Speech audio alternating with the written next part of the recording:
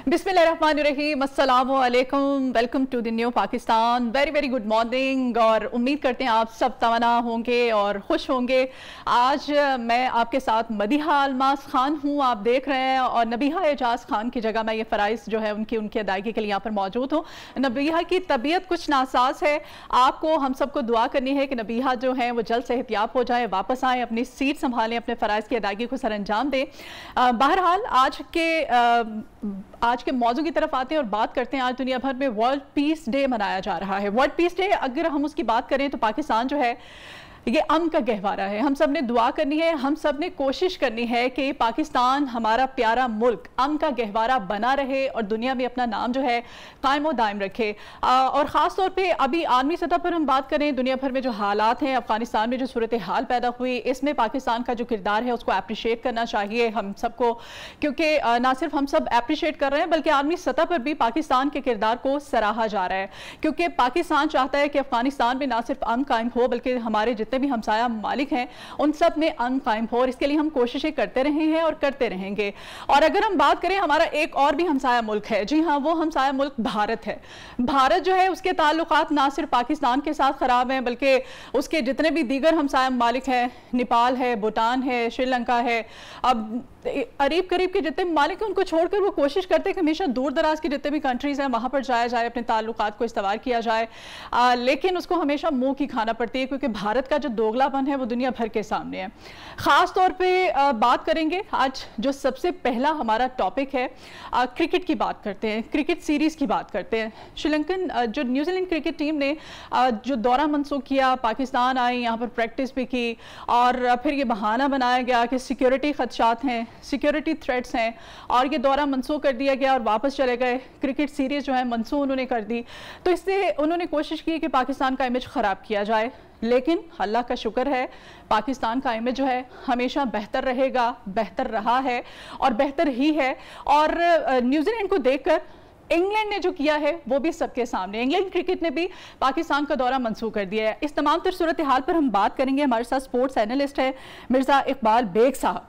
मिर्ज़ा साहब से हम बात करने की कोशिश करेंगे, उनको भी शामिल गुफ्तगू करेंगे और उनसे जानेंगे कि ये पाकिस्तान का इमेज ख़राब करने की कोशिशें हैं, कोशिश की जाती है, ऐसा क्यों किया जा रहा है, क्योंकि अमन का गहवारा पाकिस्तान है और कोशिशें हमेशा जारी रखेंगे।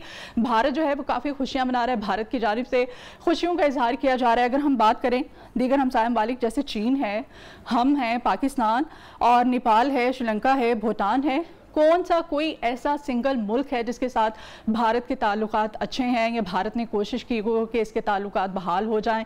ऐसा हरगिज़ नहीं है। बहरहाल हमने जो है कोशिशें करनी है और कोशिशें करते रहना है, हमेशा करते आए हैं और आइंदा भी करते रहेंगे कि हम दुनिया को बता सकें कि वाकई हम अमन का गहवारा है। पाकिस्तान हमेशा अमन के लिए कोशिशें करता रहा है और मज़ीद भी करता रहेगा। और ख़ास तौर पे हमने बात करनी है, मौसम चेंज हो रहा है तो प्लीज़ अपनी सेहत का ख्याल रखिए। मौसम की चेंजिंग के हवाले से भी कोविड भी है, कोविड की जो वेव है कहा जा रहा है खासी डेंजरस है, इसको भी हमने इसको मद्देनज़र रखते हुए अपनी सेहत का ख़ास ख्याल रखना है और इस बदलते हुए मौसम को मद्देनज़र रखते हुए भी अपनी हेल्थ का ख्याल रखना है, अपनी डाइट का ख्याल रखना है, ताकि हम मौसम से और तमाम तर सूरत हाल से बचे रहें। और ये जो महीना है, इस महीने में आपको याद होगा हम जब छोटे छोटे से होते थे तो सर्दी होना शुरू हो जाती थी, लेकिन अब चूँकि क्लाइमेट चेंज हो रहा है दुनिया भर में, तो इस क्लाइमेट चेंज के हवाले से हमें दरख्त भी लगाने हैं, हमें ग्रीनरी में इजाफा भी करना है। हर फर्द जो है अगर अपने हिस्से का एक पौधा भी लगा देता है तो इसमें भी क्लाइमेट चेंज में एक बहुत वाज़ेह तब्दीली आ सकती है। हम सबको क्लाइमेट चेंज के हवाले से भी कोशिशें करनी है, और ताकि मौसम जो है, एक पौधा अगर एक इंसान लगाता है तो ऑटोमेटिकली दुनिया का जो मौसम है, माहौल है, वो खुशगवार होना शुरू हो जाएगा। आबो हवा अच्छी होगी, हमारी सेहत पे अच्छे असरात मुरतब होंगे, हम हेल्दी होंगे, ऑक्सीजन ज़्यादा मिलेगी, अच्छी हवा में सांस लेंगे और हमारी सेहत पे दुनिया भर में ना सिर्फ क्लाइमेट चेंज में मुस्बत तब्दीलियाँ आएंगी, पॉजिटिव चेंज आएगा, हम सब अपनी फिटनेस को भी बरकरार रख सकेंगे। अपनी डाइट का ख्याल रखिए, एक्सरसाइज कीजिए और जो कोविड है इससे भी बच के रहिए। बदलता मौसम है, चूँकि अभी मौसम चेंज हो रहा है तो इसमें भी हम बात करेंगे। ख़ास तौर पे मिर्ज़ा इकबाल बेग साहब को भी हम, हमारे गेस्ट हैं, उनके आज का जो मौजू है इस पर उनकी बात करेंगे। यहाँ पर एक ब्रेक लेने के लिए मुझे कहा जा रहा है, ब्रेक लेते हैं, ब्रेक के बाद दोबारा हाजिर होते हैं, हमारे साथ रहिए। Pakistan,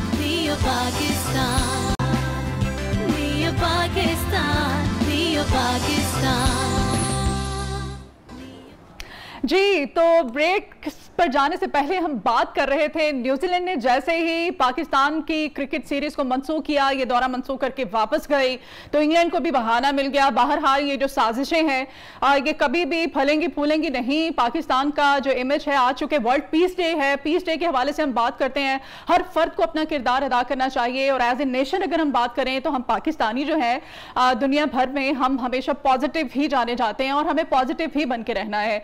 अपने इर्द गिर्द अगर हम घर की बात करें, ऑफिस की बात करें, अपनी रूटीन की बात करें, तो हमें हमेशा पॉजिटिव रोल प्ले करना है, किरदार अदा करना है, कोई एक अच्छा काम कर देना है, कोई एक अच्छी बात डेली कर देनी है। अपने कलीग्स जो हमारे इर्द गिर्द होते हैं, डेली अगर हम ऑफिस आते हैं, हम घर से निकलते हैं, घर के मुलाजिम हैं, हमारा जो रवैया है, समटाइम्स घर में हमारे जो फैमिली मेंबर्स होते हैं उनके साथ भी कुछ उलझने जिंदगी की जो है वो बढ़ जाती हैं, तो हमें हमेशा पीस का, अमन का मुजाहरा करना है। और आलमी सतह पर भी अगर हम देखें, एज ए नेशन पाकिस्तानियों को देखें, अपनी कौम को देखें, तो हम हमेशा से अमन का किरदार अदा करते आए हैं। पाकिस्तान ने हमेशा अमन का किरदार अदा किया। और मैं खासतौर पे बात कर रही थी, आपको भी पता है, आप सब जानते हैं कि अफगानिस्तान में अभी जो सूरत हाल है, इसको अगर हम मद्देनजर रखें तो पाकिस्तान के किरदार को दुनिया भर में सराहा जा रहा है, क्योंकि हम अमन के मुस्तहकम हैं। और भारत की, जैसे मैंने बात की, भारत के साथ भी हमने हमेशा कोशिश किया है कि हमारे ताल्लुकात जो हैं इस्तवार रहे हैं, और हमने हमेशा इसमें पहल की है और अब भी करना चाहते हैं। लेकिन भारत के सामने की तरफ से हमेशा दोगला मेयार, दोगलापन सामने आया, और इसको पूरी दुनिया जानती है। भारत जो हमसाया मालिक हैं, जो करीब के जो लोग होते हैं, करीब हमारे हमसाए होते हैं, हमारे इर्द गिर्द के जो लोग होते हैं, उनको हम छोड़ के अगर दूर की जाने की कोशिश करें, उनके साथ ताल्लुकात इस्तवार करने की कोशिश करें, तो उनको भी पता होता है कि भाई जो इसके इर्द गिर्द के लोग हैं उनमें इसका क्या इमेज है, क्या ताल्लुकात हैं, और ये उनको छोड़ के अगर कहीं दूर आया है, ताल्लुक कायम करने की कोशिश कर रहा है, तो आपको ज़्यादा बेहतर पता होता है। बहरहाल आज पीस डे के हवाले से हम बात करें, जैसे मैंने कहा कि हमने हमेशा उनका मुजाहरा करना है, हर बंदे को अपना रोल अदा करना है, अपना रोल प्ले करना है, हम करते आए हैं और करेंगे। और स्पोर्ट्स पे बात कर लेते हैं। मिर्जा इकबाल बेग साहब स्पोर्ट्स एनालिस्ट हैं, सीनियर एनालिस्ट हैं, हमारे साथ आज के हमारे मॉर्निंग शो में मौजूद हैं। मिर्जा साहब वेरी गुड मॉर्निंग। और बात हो रही है, न्यूजीलैंड ने जो हमारी सीरीज मंसूख की, वापस चली गई क्रिकेट टीम, उसके बाद इंग्लैंड जो है क्रिकेट टीम, उसने जो किया है, इस तमाम तर सूरत हाल पे क्या कहेंगे? आज पीस डे भी है, इस हवाले से भी हम बात कर रहे हैं। देखिए नबिया, आज 30 डे है, लेकिन इंग्लैंड ने हमारे साथ अच्छा नहीं किया। हमने उनका बुरे वक्त पे साथ दिया। पाकिस्तानी क्रिकेट टीम गुज़िश्ता बरस सख्त हालात में, जब कोविड था, फैला हुआ था, दुनिया की बेशतर टीमें क्रिकेट खेलने से गुरेज कर रही थी। पाकिस्तानी क्रिकेट टीम इंग्लैंड के दौरे पर गई, 2-2 हफ्ते हमारे खिलाड़ी करंटीना में रहे, और फिर जो मुश्किलात उनको दरपेश आई, सिर्फ इसलिए कि हमने England and Wales cricket board को रेस्क्यू किया, ताकि उनकी जो माली सूरत हाल खराब हो रही थी टीवी राइट्स की वजह से, अगर पाकिस्तान नहीं जाता उन्हें भारी माली नुकसान उठाना पड़ता। जब हमने उनके साथ इतना अच्छा किया, फिर इस साल भी हमारी क्रिकेट टीम इंग्लैंड के दौरे पर गई, जहां हमने उनके साथ T20 सीरीज और वनडे सीरीज खेली। तो मैं समझता हूँ हमने उनके साथ गुज़िश्ता 2 बरस इंग्लैंड जाकर इतना अच्छा जेस्चर शो किया, और उसके बदले में उन्होंने हमें क्या दिया कि 2 T20 मैचेस के लिए उन्होंने अपनी टीम को भी भेजने से इनकार कर दिया। विमेन टीम को भी भेजना था, जिसको T20 मैचेस खेलना थे। तो मैं समझता हूँ कि ये बहुत ही अफसोस की बात है। पाकिस्तान क्रिकेट को अब सोचता होगा, पाकिस्तान क्रिकेट बोर्ड को, कि अब बहुत हो गई। हम लोगों के साथ ताउन करने के लिए 2 कदम आगे बढ़ाते हैं, लेकिन लोग जब वक्त आता है तो England and Wales cricket board ने हमारा साथ छोड़ दिया। न्यूजीलैंड की टीम जो थी वो चली गई दौरा अधूरा छोड़कर, हालांकि वही न्यूजीलैंड है जहां हमारे खिलाड़ियों के साथ कैदियों से भी बदतर सलूक किया गया। जब वो न्यूजीलैंड के दौरे पर गए, कमरे में कैद थे, क्वारंटीन में, और खाना बाहर रख दिया जाता था, दरवाजा खटखटाकर उन्हें बताया जाता था कि 5 मिनट बाद खाना उठा लो। तो इतनी मुश्किल सूरत हाल में हमने इन दोनों क्रिकेट बोर्ड्स को मदद की, और उसका सिला उन्होंने हमें ये दिया। बड़े अफसोस की बात है। अच्छा मिर्जा साहब, आपका माशाल्लाह इतना वसी तजर्बा है, आप सीनियर स्पोर्ट्स एनालिस्ट हैं, आप क्या कहते हैं कि अभी भी इस तमाम सूरत हाल को अगर हम मद्देनजर रखें, हमारे पास कोई ऑप्शन है? अभी हमें क्या करना चाहिए? देखिए नबिया, अब हम ऑप्शन तो अब हमारे पास कुछ नहीं है, क्योंकि 24 अक्टूबर से T20 वर्ल्ड कप शुरू हो रहा है। 24 को पाकिस्तान का पहला मैच भारत से, 26 को दूसरा मैच न्यूजीलैंड से, 29 को तीसरा मैच अफगानिस्तान से। लेकिन उससे पहले जो हमें वक्त मिल रहा है, इस वक्त में जिस तरह पाकिस्तान क्रिकेट बोर्ड 23 सितंबर से टूर्नामेंट करा रहा है नेशनल T20 का, और उसी जगह करा रहा है रावलपिंडी में। हालांकि पहले मुल्तान में होना था, लेकिन रावलपिंडी में इसलिए करा रहा है ताकि ये पैगाम दे कीवी टीम को कि आप सिक्योरिटी का बहाना बनाकर भाग गए, हम वही टूर्नामेंट करा रहे हैं। और फिर उसके बाद इसका दूसरा मरहला लाहौर में करा रहे हैं। लाहौर में इसलिए कि न्यूजीलैंड के 5 T20 मैचेस लाहौर में होना थे। तो मैं समझता हूँ कि अब पाकिस्तान को फिलहाल तो 1 महीने तक अपनी टीम पर तवज्जो देनी चाहिए। हमारी टीम अगर वर्ल्ड कप में अच्छा परफॉर्म करती है, हराती है न्यूजीलैंड को या भारत को, तो फिर उसके बाद हम और एक अच्छी पोजीशन में होंगे अपना केस प्लीड करने के लिए कि आप देखें, आप हमें दुनिया से अलग कर रहे हैं और हमारी टीम किस तरीके से परफॉर्म कर रही है, तो इस जानिब तवज्जो देनी होगी। मिर्जा साहब, हम न्यूजीलैंड के साथ भी खेलेंगे, हमारी आईसीसी में कोई सुनवाई भी नहीं होगी, आप मेरी इस बात से इख्तलाफ करेंगे? क्या राय देना चाहेंगे आप? देखिए, न्यूजीलैंड के साथ खेलना तो बेनतहा जरूरी है क्योंकि ये आईसीसी का इवेंट है। आपको याद होगा, अब से 2 बरस कबल भारत ने पहले ये कह दिया था कि 2019 के वर्ल्ड कप में हम पाकिस्तान से नहीं खेलेंगे, लेकिन मजबूरन खेलना पड़ा क्योंकि जो आईसीसी का इवेंट होता है, चाहे वो वर्ल्ड कप हो, T20 वर्ल्ड कप हो, चैंपियंस ट्रॉफी हो, उसमें खेलना रुकन ममालिक के लिए लाजमी। अगर नहीं खेलेंगे जुर्माना भी आयद होता है, पॉइंट्स भी जाएंगे। तो हमें न्यूजीलैंड से तो खेलना होगा, लेकिन उसके बाद जो बायलैटरल सीरीज है कि जहां हमें न्यूजीलैंड या इंग्लैंड का दौरा करना है, उसके हवाले से हमें सोचना होगा। तो फिर मिर्जा साहब क्या समझते हैं आपके, फिर कभी किसी जगह पर हम एहतजाज रिकॉर्ड करा सकेंगे, हमारी सुनवाई हो सकेगी? बिल्कुल नबिया, हम आईसीसी में जो है, रमीज राजा ने कल वीडियो लिंक से जो पैगाम दिया है, उन्होंने कहा है हम आईसीसी में जाएंगे, कागजी कार्रवाई करेंगे, आईसीसी में अपना नुक्ते नजर बयान करेंगे, क्योंकि पाकिस्तान की कोई टीम ऑर्डिनरी टीम नहीं है। पाकिस्तान की एक क्रिकेट की दुनिया में अपनी वैल्यू है और हमें यकीनन अपना एहतजाज उधर रिकॉर्ड करना चाहिए। रुकन ममालिक के साथ नबिया में लॉबी करनी चाहिए, ताकि जितनी अच्छी लॉबिंग होगी उतना ज्यादा हमारा केस स्ट्रॉन्ग होगा, क्योंकि गुज़िश्ता क्रिकेट बोर्ड के 3 साल दौर में हमारी दीगर ममालिक के साथ इतनी अच्छी लॉबिंग नहीं थी। आप देखें कि Bharat, Australia, England, New Zealand, Afghanistan, ये सब एक है, और फिर श्रीलंका, बांग्लादेश भी उनका साथ देता है। सिर्फ श्रीलंका हमारा साथ देता है, या फिर बहुत से बहुत वेस्ट इंडीज उसको भी अगर पैसों की ऑफर करे तो वो भी भाग जाता है। तो हमें अपनी लॉबिंग को मजबूत करना होगा आईसीसी में, अगर हमें अपने इस केस को लड़ना है तो। अच्छा मिर्जा साहब, ये अभी आपने बात की कि हमें लॉबिंग करना होगी, हमें अपनी टीम पे फोकस करना होगा। अभी रमीज राजा साहब ने जैसे ही अपना ओहदा संभाला है तो काफी चैलेंजिंग सिचुएशन हो गई है। आप क्या समझते हैं कि तमाम तर सूरत हाल में उनको अब कितना स्ट्रांग जो है वो किरदार अदा करना होगा? देखिए, वो एक मुहावरा है ना कि सर मुंडाते ही ओले पड़े। तो रमीज राजा 13 सितंबर को आए, आज 21 सितंबर है, 8 दिन में इतने ज्यादा वाकयात हो गए कि वो संभल ही नहीं पाए।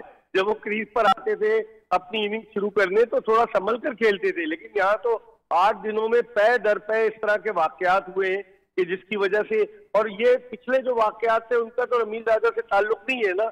इन वाकयात को आप कह सकती हैं कि न्यूजीलैंड की क्रिकेट टीम का चले जाना, इंग्लैंड की टीम का इनकार करना, ये तो पहले वसीम खान साहब लॉबिंग कर रहे थे, जो पीसीबी के चीफ एग्जीक्यूटिव है, वो कहते थे बड़े तम तराक के साथ कि मेरे England and Wales cricket board और न्यूजीलैंड से बड़े अच्छे ताल्लुकात हैं। तो कहाँ गए वो ताल्लुकात? तो मेरे ख्याल में अभी रमीज राजा आए, इन्हें थोड़ा सा वक्त है क्योंकि वो संभल नहीं पाए, आते ही उन पर बाउंसर्स की बारिश शुरू हो गई है। तो मेरे ख्याल में with the passage of time थोड़ा कूल डाउन होंगे। लेकिन कल जो उन्होंने एक वीडियो जारी की, बड़ा अग्रेसिव स्टांस उन्होंने इख्तियार किया।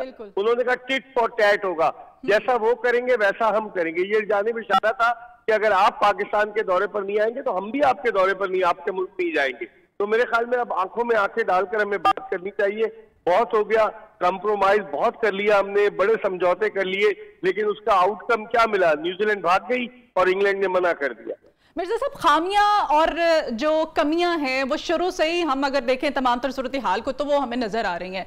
आप क्या कहेंगे कि हमें अपनी स्ट्रेटजी को कहां पर किस तरह से तब्दील करने की जरूरत है, कैसे हम चेंज कर सकते हैं? देखिए, हमें नबिया, हम अपनी स्ट्रेटजी इसी तरह से चेंज कर सकते हैं। एक तो हम अपने ताल्लुकात आईसीसी के रुकन ममालिक के साथ बेहतर बनाएं, अपनी अच्छी लॉबिंग करें, और रमीज राजा से ज्यादा आइडियल आदमी कोई और नहीं हो सकता, क्योंकि पूरी दुनिया में वो गए हैं, क्रिकेट न सिर्फ खेले हैं बल्कि कमेंट्री की, और पूरी दुनिया के साथ उनका क्रिकेट रिलेटेड लोगों के साथ इंटरेक्शन रहा है। तो पहले तो हमें अपनी लॉबिंग को मजबूत करना होगा। दूसरे, हमें अपनी क्रिकेट को बेहतर बनाने के लिए right man for the right job लाना होगा। सिफारिशी लोगों से जान छुड़ानी होगी जो भारी भारी तनख्वाहों पर क्रिकेट बोर्ड में काम कुछ नहीं करते। अब आप देख लें, डीआरएस का केस देख लें कि न्यूजीलैंड की टीम तो शुक्र है चली गई, वरना तो डीआरएस में भी मामला था कि डीआरएस जो डायरेक्टर कमर्शियल है बाबर आमिर साहब, और उनके साथ जो इमरान अहमद खान साहब है उन्होंने DRS की तरफ ही तवज्जो नहीं दी। मिर्जा साहब वो तो उसी दिन तमाम तर सूरत हाल सामने आ गई थी ना, जिस दिन वो न्यूजीलैंड ने ये अभी करना था, ये जो ड्रामा सारा किया है, तो उससे पहले ही रमीज राजा साहब जो है बरहम हो रहे थे, DRS को लेकर के काफी परेशान थे। बिल्कुल, उस दिन उसके बाद तो कुछ हेड्स रोल होने थे, लेकिन अब मजबूरी ये हुई कि और दूसरे मामले में फंस गए, तो यकीनन रमीज को इस जानिब तवज्जो देनी होगी, कॉम्पिटेंट लोगों को लाए। वजीर आजम हमारे मुल्क के क्रिकेटर हैं, उनको भी सोचना चाहिए कि अगर क्रिकेट बोर्ड में अच्छे कॉम्पिटेंट लोग आएंगे जो काम करते हो तो लाजिम बात है पाकिस्तान क्रिकेट भी ऊपर की तरफ जाएगी। एक बहुत बड़ा इदारा है क्रिकेट बोर्ड, और क्रिकेट बोर्ड के चेयरमैन की पोस्ट नबिया सदर मुमलिकत और वजीर आजम के बाद सबसे बड़ी हाइट वाली पोस्ट है। रमीज राजा एनर्जेटिक है, 59 साल के हैं, वो यकीनन अच्छे स्टेप्स लेंगे। चेंजिंग्स कहाँ करनी चाहिए? जैसे वर्ल्ड कप जीते हुए हमारे वजीर आजम साहब हैं, रमीज राजा साहब हमें चेयरमैन PCB मिल गए हैं, क्या मैं मुख्तसर नाम से जानना चाहती हूँ। देखिए, हमें चेंजेस वही करनी चाहिए कि मैंने आपको बताया कि जो PCB में लोग हैं जो सिफारिश की बुनियाद पर, दोस्ती यारी की बुनियाद पर भर्ती हो गए, उनको हमें निकालना होगा। हमें अपनी टीम की कारकर्दगी को बेहतर बनाने के लिए रिवायती अंदाज की एक सिलेक्शन कमेटी बनाना होगी, जिसमें एक चीफ सिलेक्टर हो, 3 या 4 सिलेक्टर्स हो। ये जो सिस्टम है सिलेक्शन का, इसको खत्म करना होगा, और सबसे बढ़कर हमें डोमेस्टिक क्रिकेट पर तवज्जो देनी होगी।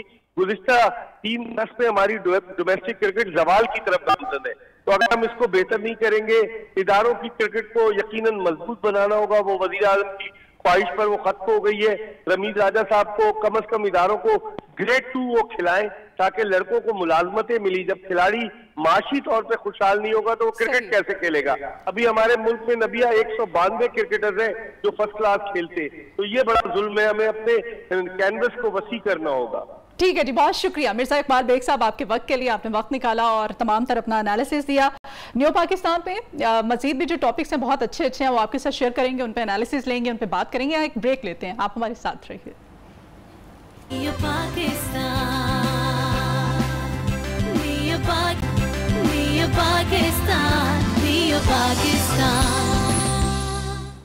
Welcome to new Pakistan, very good morning पाकिस्तानियों। और अभी ब्रेक के बाद हमारा जो टॉपिक है इंतहाई अहम टॉपिक है, इंतहाई अहम खबर है, और ये मामला जो है काफ़ी ज़ेरे गर्दिश भी है। जी हाँ, हुकूमत, ऑपोजिशन और इलेक्शन कमीशन की बात कर लेते हैं। हुकूमत जो है इलेक्शन कमीशन में इंतखाबी इस्लाहात लेके आना चाहती है। हुकूमत का खासा फोकस है कि इंतखाबी इस्लाहात लेके आई जाए, जदीद टेक्नोलॉजी जो है उसको सामने लाया जाए, और उसके लिए इलेक्ट्रॉनिक वोटिंग मशीन तैयार की गई है। और हुकूमत की भरपूर कोशिश है कि आइंदा आने वाले जो इंतखाबात हैं इसमें इलेक्ट्रॉनिक वोटिंग मशीन के जरिए हम वोट डाल सके, जबकि इलेक्शन कमीशन इस इलेक्ट्रॉनिक वोटिंग मशीन को रिजेक्ट कर चुका है। ऑपोजिशन भी भरपूर कोशिशें कर रही है कि किसी भी तरह से इलेक्ट्रॉनिक वोटिंग मशीन वाला सिलसिला जो है इसको नाकाम बनाया जाए, जबकि हुकूमत बाजिद है कि नहीं, यही हमने सिलसिला लेके आना है, यही जदीद इंतखाबी इस्लाहात लेके आनी है। और इस सिलसिले में शिबली फराज साहब ने पिछले दिनों एक डेमो भी दिया था। बहरहाल इसमें एनालिसिस ले लेते हैं, बात कर लेते हैं। इस वक्त ब्यूरो चीफ इस्लामाबाद जावेद बलोच साहब हमारे साथ हैं। जावेद बलोच साहब, वेरी गुड मॉर्निंग, बहुत शुक्रिया आपके वक्त के लिए। और साथ ही साथ PTI रहनुमा शौकत बसरा साहब भी हमारे साथ मौजूद है। शौकत बसरा साहब, वेरी गुड मॉर्निंग और बहुत शुक्रिया आपके वक्त के लिए भी। सबसे पहले ब्यूरो चीफ जावेद बलोच साहब से हम जान लेते हैं। जावेद बलोच साहब, क्या लगता है आपको कि इलेक्ट्रॉनिक वोटिंग मशीन जो है, अब ये मामला जो है इलेक्शन कमीशन, ऑपोजिशन और हुकूमत के दरमियान अटका हुआ है, ये बहसो तकरार जो है कब तक जारी रहेगी? इलेक्ट्रॉनिक वोटिंग मशीन जो है ये कामयाब होती दिखाई दे रही है? देखें मदिया, इलेक्शन करवाना जो है वो इलेक्शन कमीशन ऑफ पाकिस्तान का काम है, और जो मेन स्टेक होल्डर है जिसकी जिम्मेदारी इलेक्शन करवाना वो इलेक्शन कमीशन ऑफ पाकिस्तान है। अब इलेक्शन कमीशन ऑफ पाकिस्तान ने ये फैसला करना है कि उसने किस तरह जो है वो इलेक्शन करवाने हैं, EVM इस्तेमाल करनी है या वही मैनुअल तरीकाकार जो है इस्तेमाल करना है। जबकि इलेक्शन कमीशन तो 37 इतराज़ात उस पर लगा चुका है कि ये मशीन जो है वो काबिल एतमाद नहीं है, इसमें फ़लाँ नुक्स है, इसमें फ़लाँ चीज़ जो है वो ठीक नहीं है। लेकिन आप देख रही हैं, दुनिया देख रही है कि हुकूमत बज़िद है कि नहीं, हम EVM के ज़रिए ही जो है वो इलेक्शन करवाएंगे।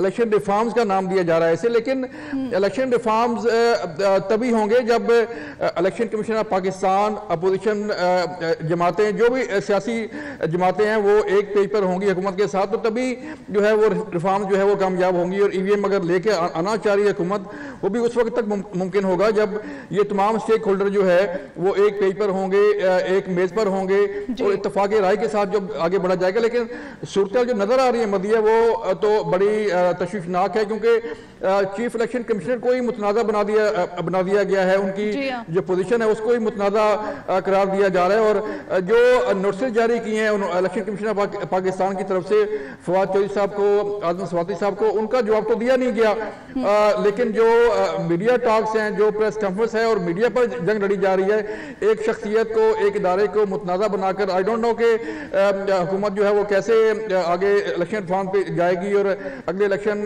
कैसे होंगे।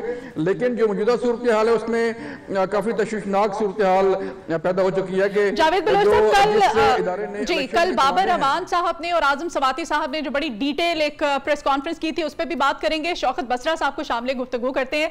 शौकत बसरा साहब, क्या कहेंगे? जदीद इस्लाहात तो आप लेके आना चाहते हैं, लेकिन इलेक्शन कमीशन की जानिब से, जैसे कि जावेद बलोच साहब भी बता रहे थे, कि तहफ़्फ़ुज़ात का इजहार किया जा रहा है, कहा जा रहा है कि तो टाइम वेस्टिंग, बहुत ज़्यादा टाइम जो है वो दरकार होगा। दूसरे ये जो सिस्टम है ये नाकाम है, ये किसी भी तरह से कामयाब नहीं दिखाई दे रहा है। क्यों बाज़िद है हुकूमत? क्या तहफ़्फ़ुज़ात हैं आपको? क्या कोई इनसिक्योरिटी है?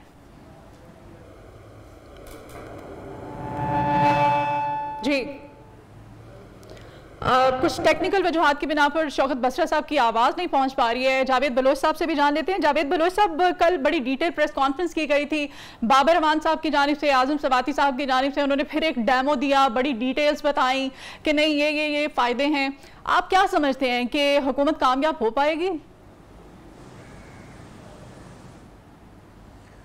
देखें मरिया, ये एक नया तजर्बा होने जा रहा है मुल्क में कि इस इलेक्ट्रॉनिक वोटिंग मशीन के ज़रिए पूरे मुल्क में बैक वक्त जब इलेक्शन होंगे तो कितनी मशीनें काम कर रही होंगी, पूरे मुल्क में कितने पोलिंग स्टेशन हैं, लाखों की तादाद में जो है पोलिंग स्टेशन होते हैं, वहाँ पे इन मशीनों का पहुँचाना, इन मशीनों का काम करना, उस पर वोट कास्ट करना।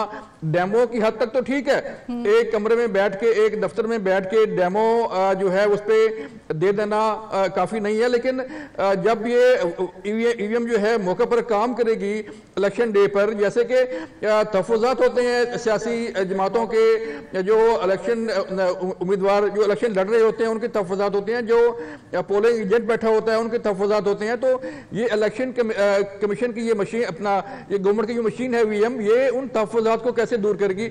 दिन को तो जो है वो मामला चलते रहते हैं, जो है वो जो पोलिंग एजेंट है वो भी बैठे होते हैं, बाकी लोग भी जो है मूव कर रहे होते हैं। मामला तब शुरू होता है जब 8 से पहले। जावेद बलोच साहब, शौकत बसरा साहब भी हमारे साथ हैं, उनके हुकूमत का मौक़िफ़ भी ले लेते हैं। शौकत बसरा साहब, बहुत शुक्रिया आपके वक्त के लिए। शौकत बसरा साहब, बताइएगा क्यों बाज़िद हैं आप लोग कि नहीं ये ही हमने लेके आना है ई वोटिंग सिस्टम? अपोजिशन की जानिब से भी ये हमेशा तकरार किया जा रहा है कि नहीं ये सिस्टम नाकाम है, जबकि इलेक्शन कमीशन की जानिब हुकूमत कह रही है कि इसमें ऑपोजिशन के प्लांटेड लोग हैं। क्या ऐसा है? आप इस बात से इत्तेफाक करते हैं, प्लांटेड लोग हैं आपके? जितने भी लोग जिनके इतराजात हैं ईवीएम मशीन पे, इलेक्ट्रॉनिक मशीन पे, और खास तौर पे अपोजिशन, वो इस वजह से समझते हैं कि इलेक्ट्रॉनिक मशीन नहीं होनी चाहिए। इसके 9 वजूहात हैं, जरा गौर से सुन लें सब लोग, ताकि ज़ेहन नशीं हो जाए कि ये कौन टोला है उन दानिश्वरों का, उन सियासतदानों का, जो एक सोचे समझे मंसूबे के ताबे वो जो एक स्टेटस को है, जो एक मनसूबा साज फैक्ट्रियां होती हैं जहाँ पे धांधलियां होती हैं, जहाँ पर जाली वोट पड़ते हैं। 9 वजूहात है जिस वजह से ये लोग इसको नहीं मानते। नंबर 1, इलेक्ट्रॉनिक मशीन ये वोट जाया नहीं कर सकते। नंबर 2, अपोजिशन वाले और वो दानिश्वर सुन ले सारे। नंबर 1, वोट जाया नहीं कर सकते, अजाफी वोट शामिल नहीं कर सकते, वोट गायब नहीं कर सकते। नंबर 4, वोटिंग के अमल को सुस्त नहीं कर सकते। नंबर 5, एक वोटर दोबारा वोट नहीं डाल सकता। नंबर 6, बाहर से वोट लाकर शामिल नहीं कर सकते। नंबर 7, ठप्पे नहीं लग सकते। नंबर 8, फॉर्म 45 वाली 2 नंबरी नहीं कर सकते। नंबर 9, नताइज में 1 मिनट की ताखीर नहीं कर सकते। ये है वो वजूहात जिसकी वजह से ये आप उनको प्लांटेड कह लें, इनको सो कॉल्ड दानिश्वर कह लें, उनको वो लोग कह लें जो एक अपोजिशन का वो माइंडसेट है जो 70 साल से जालसाजी से, 2 नंबरी से, ठप्पे लगा के इलेक्शन जीत रहे हैं, उनको मंजूर नहीं है कि साफ और शफाफ इलेक्शन हो। शौकत बसरा साहब, लेकिन अगर दुनिया के दीगर ममालिक जिनके आप मिसालें देते हैं, हुकूमत की जानिब से मिसालें दी जाती हैं कि नहीं वहाँ पे ये सिस्टम जो है इसने काम किया है, इसी के तहत अब पाकिस्तान में भी ये जदीद सिस्टम लाया जाना चाहिए, लेकिन बाज़ ममालिक में ये सिस्टम रद्द भी हुआ है, बुरी तरह से नाकाम भी हुआ है, और पाकिस्तान के वसाइल आपके सामने ही है सर। अभी जो महंगाई है, बेरोजगारी है, तमाम तर सूरत हाल आपके सामने है, और इतनी सारी मशीनें बनाना, फिर इनको लेके जाना पोलिंग स्टेशन पर। आप समझते हैं कि इस जदीद सिस्टम के मुतामिल अभी हम हैं इस मौजूदा सिचुएशन में? महंगाई, बेरोजगारी की वजह से साफ और शफाफ इलेक्शन नहीं करवाना चाहिए, नंबर 1। नंबर 2, मुझे मदीहा बताइए कि आपने कहा ममालिक छोड़ दें तमाम, अमेरिका की हम बड़ी मिसालें देते हैं, हम यूके की बड़ी मिसालें देते हैं, तमाम वो कंट्री जहां पे जमहूरियत है वहां पे इलेक्ट्रॉनिक मशीन ही है। और दूसरी बात ये इंडिया जहां पे बहुत भूख है, जहां पे हमारे से ज्यादा महंगाई है, बेरोजगारी है, क्या वहां पे क्या हो रहा है? क्या वहां पे इलेक्ट्रॉनिक मशीन नहीं है? आप बात को समझने की मदीहा कोशिश करें, और आपके जो नाजरीन और सामीन सुन रहे हैं, सिर्फ एक रीजन है कि यहां पर जब ये इलेक्ट्रॉनिक मशीन होगी, आप छोड़ दें टेलीफोन इस्तेमाल करना, छोड़ दे कंप्यूटर इस्तेमाल करना, मशीनें गलत होती हैं। ओ भाई ये कौन सी बात है? ये कौन मैं सी आपको ऑपोजिशन का मौकिफ दे रही है, मेरा या हमारा मौकिफ नहीं है, ये ऑपोजिशन और इलेक्शन कमीशन की जानिब से कहा जा रहा है उनका मौकिफ। मैं मदीहा आपकी बात नहीं कर रहा, मैं उन सो कॉल्ड लंडे के दानिशवरों की बात कर रहा हूं, और उन चले हुए कारतूस सियासतदानों की बात कर रहा हूं, जो आज सिर्फ इस वजह से कि हमारी दिहाड़ियां खत्म हो जाएंगी, हमारे, आप कह रही हैं कि महंगा इलेक्शन होगा। आपको पता नहीं, मैंने 4 इलेक्शन लड़े हैं। जरा मैनुअल सिस्टम पे जो निजाम चल रहा है जरा उसको देखें जाके, जो आपके कितने ज्यादा आपके अखराजात होते हैं, आप अपने लोगों को वहां पर पोलिंग स्टेशनों पे पहुंचाते हैं, आपके कागज का बंदोबस्त होता है, पता नहीं क्या क्या है उसके अंदर। अच्छा, फिर मैं ये कह रहा हूं कि for the sake of arguments, अगर कोई तजवीज इनके पास है कि मुझे ये बता दे कि इलेक्ट्रॉनिक मशीन में, कोई मुझे ये बता दे दानिशवर या अपोजिशन लीडर कि आज हम कर रहे हैं टेबल, वहां पर लेकर आए तजावीज। क्या तजावीज है इनके पास? क्यों कहते हैं कि ईवीएम मशीन खराब है? मैंने 9 वजूहात आपको बताई हैं, ये कभी नहीं चाहेंगे। आपकी 9 वजूहात पहुंच गई शौकत बसरा साहब। हम तक जावेद बलोच साहब को भी शामिल गुफ्तगू कर लेते हैं, ब्यूरो चीफ इस्लामाबाद है। जावेद साहब, आप इत्तेफाक करते हैं अपोजिशन में वो कह रहे हैं कि लंडे के दानिश्वर हैं, लंडे के दानिश्वरों की वजह से ये सिस्टम नाकाम वो बनाना चाहते हैं, इत्तेफाक करते हैं इस बात से? बसरा साहब जो हैं वो मैंने काफ़ी अर्से से जानता हूँ, बड़े अच्छे सियासी वर्कर हैं, ग्रास रूट लेवल पे से इनका तल्लुक है, नीचे से ऊपर आए हैं। जी जी। जो ये बात कर रहे हैं सर कि जो 9 वजूहात बताई हैं उसमें इनका मौक़िफ़ है कि ठप्पे लगते थे, बिल्कुल लगते थे। इनका मौक़िफ़ है कि जाली वोट जो है वो डाले जाते थे, बिल्कुल जाली डाले थे। अब मसला ये है कि या तो ये फैसला कर लें कि हुकूमत ने खुद इलेक्शन करवाने हैं, या जो इलेक्शन कमीशन का पाकिस्तान का काम है उन्हें करने दे। जो स्टेक होल्डर है जिसने इलेक्शन करवाने हैं वो ही नहीं मान रहा कि ये सिस्टम ठीक है, ईवीएम ठीक है, ईवीएम कैसे काम करेगी। जो उन्होंने इतराज़ात उठाए, गवर्नमेंट का काम है कि उन इतराज़ात को दूर करे, इलेक्शन कमीशन के पाकिस्तान के पास जाकर बैठे, उन इतराज़ात को दूर किया जाए। बजाय उसे उन इतराज़ात को दूर करने की मदिया बसरा साहब से मदद के साथ एक चीज को मुतनाज़ा ही वो कर दिया गया कि अब कैसे बैठेंगे। चीफ इलेक्शन कमिश्नर जो है वो सरबराह है इलेक्शन कमीशन पाकिस्तान का, उनकी शख्सियत पर जो है उनको वो कहा जो है वो प्रेस कॉन्फ्रेंस के जरिए कहा जा रहा है कि हमारी जंग जो है वो चीफ इलेक्शन कमिश्नर के साथ है। हाँ जी। इट्स मीन के जब इदारे के सरबराह के को ही आप डिस्प्यूटेड कर देंगे, जब इदारे का सरबराह ही मुतनाज़ा हो जाएगा तो आप कैसे बैठेंगे? चलिए इस पे शौकत बसरा साहब का मौक़िफ़ ले लेते हैं। शौकत बसरा साहब क्या कहेंगे? जावेद बलोच साहब ने बड़ी अच्छी बात की है, क्योंकि पहले आजम सवाती साहब और फवाद चौधरी साहब ने इलेक्शन कमीशन पर लफ्जी गोलाबारी की थी। इलेक्शन कमीशन सर एक इदारा है, क्या तहफ़्फ़ुज़ात हैं आपको इस इदारे से? उसने एक आपके सामने, वो तो चाहता है, वो तो कह रहा है कि वजूहात सामने रखे हमारे, क्यों वो नाकाम करार दे रहा है, और आप क्यों कामयाब बनाना चाहते हैं वोटिंग सिस्टम को? क्या कहेंगे शौकत बसरा साहब? बहुत उम्दा सवाल उठाया जावेद बलोच साहब, मेरे भाई हैं, इनकी भी तसल्ली के लिए और बाकी दोस्तों की तसल्ली के लिए, एक तरफ ये कहते हैं कि पार्लियामेंट सुप्रीम इदारा है पार्लियामेंट की तौहीन हो गई, इसको बाईपास किया जा रहा है, सुप्रीम कोर्ट इंफ्लुएंस कर रही है, इलेक्शन कमीशन कर रहा है। आप तमाम लोगों की इत्तला के लिए अर्ज है, अगर कहें तो मैं लिख के भेज देता हूं, कानून साजी करना पार्लियामेंट का काम है, इदारों का काम उन पे अमल करना है। और इलेक्शन कमीशन का क्या काम है वो सुन लें ताकि लोगों को पता चले इलेक्शन कमीशन की जिम्मेदारी क्या है। इलेक्शन कमीशन की जिम्मेदारी कानून साजी के बाद फेयर एंड फ्री इलेक्शन करवाना है। अच्छा, अब आ गया इलेक्शन कमीशन के इतराजात। मेरे भाई, उसका फोरम कौन सा है? उसका फोरम है पार्लियामेंट, उसकी कमेटीज, जिसके अंदर तमाम स्टेक होल्डर्स को बुलवाया गया, उनको सुना गया। लेकिन अगर चीफ इलेक्शन कमिश्नर या उनका कोई नुमाइंदा वहां पे ये कहे कि मैं ही पार्लियामेंटेरियन हूं, मैं ही यहां पर एमएनए, एमपी और वजीर आजम हूं, मैं ही कानून बनाऊंगा और मैं ही इंप्लीमेंट करूंगा, तो मेरे भाई ऐसा नहीं होता। ये वो पाकिस्तान नहीं है जहां पर आप ये शौकत बसरा साहब, आप हमेशा कहते रहे हैं, ऑपोजिशन को आपने तनकीद का निशाना बनाया है, आपकी जमात ने, आपने कहा है कि ये इदारों पे हमेशा लफ्जी गोलाबारी करते रहे हैं। फिर क्या फर्क क्या रह जाएगा अगर आपके लोग भी इलेक्शन कमीशन पे लफ्जी गोलाबारी करेंगे, इस तरह के इल्जाम की बौछार करेंगे? तो इस तरह तो नहीं होना चाहिए ना। जब कोई चादर से ज्यादा अपनी टांगे पिलाने की कोशिश करेगा, हाँ वो कोई भी इदारा हो, आइन ने तमाम इदारों की हदूद मुतय्यन कर दी है। मैं फिर कह रहा हूं, दोबारा सब दोस्त सुन लें, इलेक्शन कमीशन का काम कानून बनाना नहीं है, इलेक्शन कमीशन का काम कानून साजी नहीं है। इलेक्शन कमीशन का काम वो कानून साजी, वो इतराजात कर सकते हैं। आए, हमने उसके ऊपर लेकर आ रहे हैं, मुश्तरका इजलास बुलवाया है। ठीक है जी, आपका मौके पहुंच गया। बहुत शुक्रिया शौकत बसरा साहब आपके वक्त के लिए, और जावेद बलोच साहब आपका बहुत शुक्रिया। न्यू पाकिस्तान में यहाँ पर एक ब्रेक लेते हैं, ब्रेक के बाद दोबारा हाजिर होंगे एक और मजीद खूबसूरत टॉपिक के साथ। आप हमारे साथ।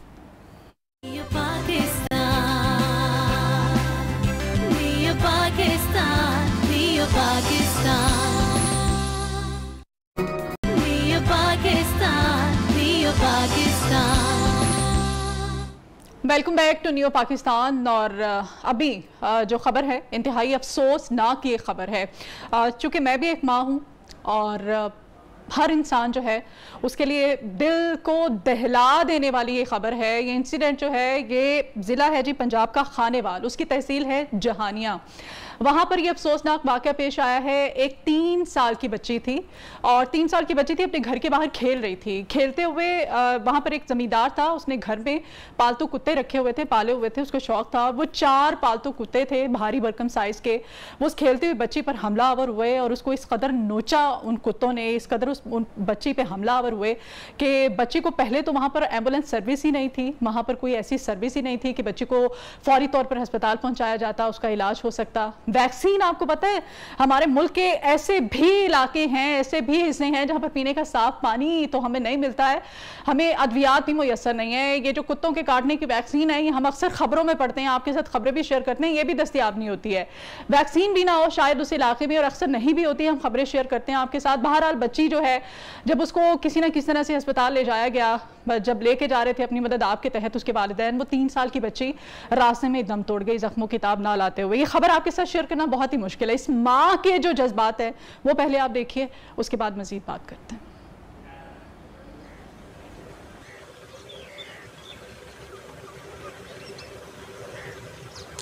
जी नबीहा, मैं इस वक्त मौजूद हूँ जहानिया का जो नवाही गांव है 108 दासर।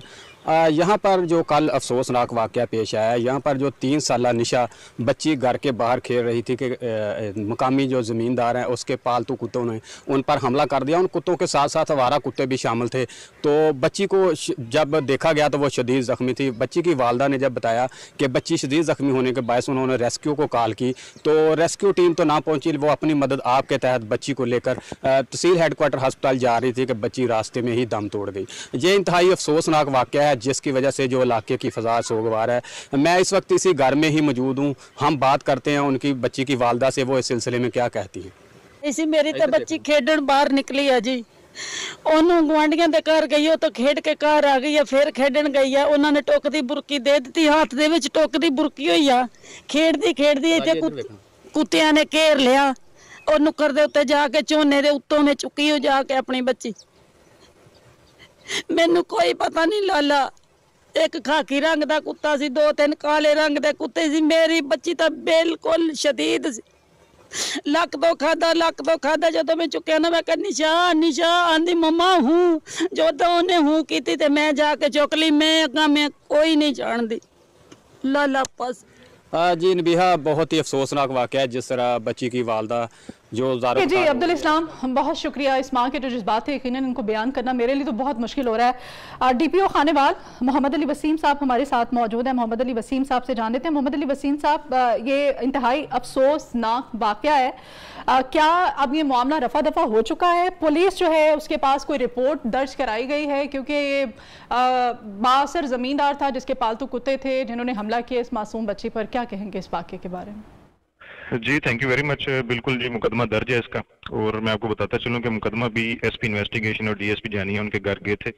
हमने उनको बड़ी प्रोडिंग की और बड़ा कन्विंस किया कि आप अपना मुकदमा दर्ज करवाएं, और ताकि बच्ची जो अल्लाह ताला गरीब की रहमत करे, जाहिर है मासूम बच्ची थी, तो उसको इंसाफ मिल सके, और इंशाल्लाह ताला मुल्ज़मान को कैफरे किरदार तक पहुंचाएंगे।